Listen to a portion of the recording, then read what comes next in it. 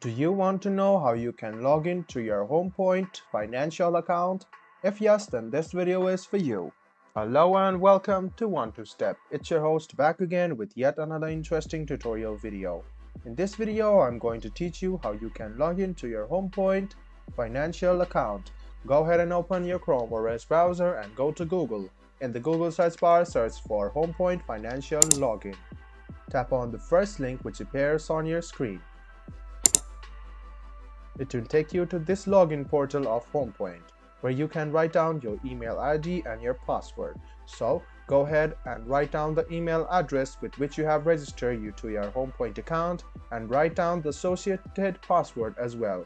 Then click Login. This way you can successfully log in to your HomePoint account. You can also use your one-time password for logging into your account. So go ahead and write down your email address.